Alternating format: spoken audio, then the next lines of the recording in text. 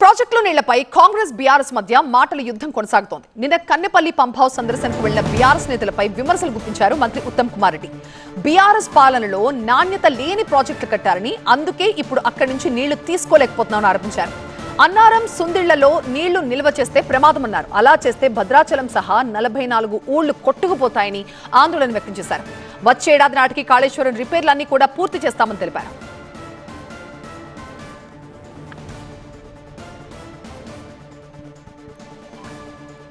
అయితే మంత్రి ఉత్తమ్ కి మాజీ మంత్రి గంగుల కమలాకర్ కౌంటర్ ఇచ్చారు. ఉత్తమ్ కి కాళేశ్వరంపై అసలు అవగాహన లేదన్నారు. కన్నెపల్లికి మేడిగడ్డతో సంబంధం లేదన్నారు. అసలు 30 నెలల నుంచి కాళేశ్వరంలో రిపేర్లు ఎందుకు చెయ్యలేదని ప్రశ్నించారు. 2.5 ఏళ్లలో తుమ్మిడిహెట్టి పనులు ఎందుకు చేపట్టలేదు అన్నారు గంగుల. అసలు మీరు ఈ పంపు ఆన్ చేసి ఆ నీళ్లు లిఫ్ట్ చేయంటారట. ఆ పెద్ద మనిషికి 10 ఏళ్ల పాటు వాళ్ళు కట్టిన ప్రాజెక్టులు సరిగ్గా కడితే తెలంగాణకి మరి ఈ రోజున్న దురదృష్ట పరిస్థితి రాకపోయేది. మీ వల్లనే ఇప్పుడు ప్రాణహిత ఆ నీళ్లు ఉపయోగించలేకపోతున్నాము.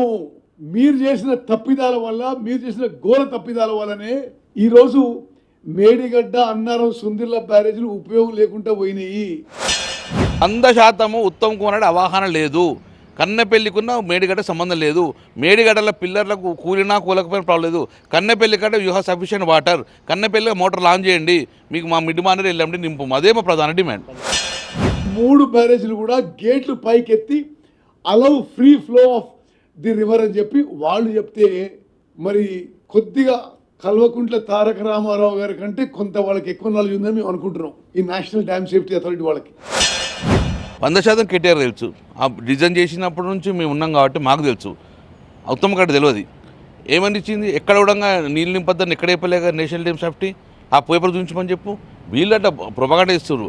సుందీల నింపద్దని ఎక్కడ చెప్పలేదు, అన్నారు నింపలే చెప్పలేదు. నేను ఒక్కటే ఎక్కువ చేస్తున్నాను. నువ్వు నిజంగానే అవకాశం ఉంటే మాకు 1 వీక్ టైం ఇవ్వండి, అధికారులు ఇచ్చండి. నేనే గంగుల కమలాకర్ సివిల్ ఇంజనీర్గా నేను చూసి పెడతా. ఎందుకంటే కన్నెపల్లి పంప్ హౌస్ కూడా మేడిగడ్డ సంబంధం లేదు. మా టార్గెట్ మేరకు వచ్చే వానాకాలం అంటే అప్రాక్సిమేట్లీ జూలై ఆగస్ట్ 2027 వరకు ఆ 3 బ్యారేజెస్ యొక్క టెస్టింగ్, రిపేరు, రిహాబిలిటేషన్ పూర్తయి ఉపయోగించే పరిస్థితి తీసుకురావడానికి మా ప్రభుత్వం ప్రయత్నం చేస్తుంది. నుంచి కాలాపం చేసుకొని వచ్చారు. కేసీఆర్ గారు 4 సంవత్సరాల ఈ మెటీరియల్ కట్టిండు. నేను ఒకటి డిమాండ్ 3 సంవత్సరాలు అయింది. 3 సంవత్సరాలు కూడా నువ్వు రిపేర్ చేయలేవా? 4 సంవత్సరాలు ప్రాజెక్ట్ కంప్లీట్ చేసాం కదా. 2.5 సంవత్సరాలు తమ్మిడిహెట్టు మీద ఒక అడుగున ముందుకిందా పోనీ మహారాష్ట్ర పర్మిషన్ తీసుకొచ్చిర్రా. తమ్మిడిహెట్టు కూడా వీలు కాదు. తమ్మిడిహెట్టు వీలైతే ఇక్కడ మేము చేయము. మహారాష్ట్ర ప్రభుత్వం ఒప్పుకోదు.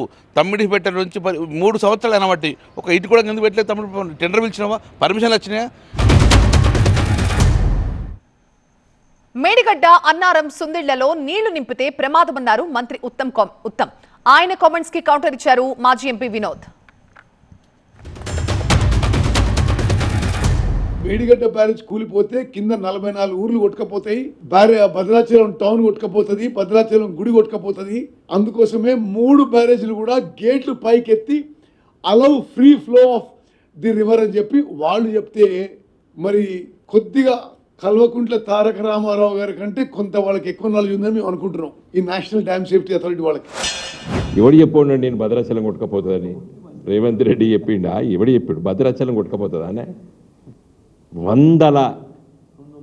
250 పైన టీఎంసీల నీళ్ళు వస్తే ఊర్లకి నీళ్ళు వచ్చినాయి.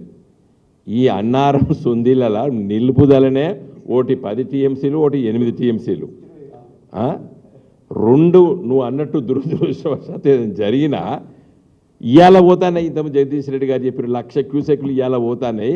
అన్ని నీళ్ళ సగం నీళ్ళు కూడా కాదు, సగం ఏంది 10% కూడా కాదు. ఏం ఉత్తమ్ కుమార్ రెడ్డి ఎందుకు పత్రికా విలేకరుల ముందు ఈ మాటలు?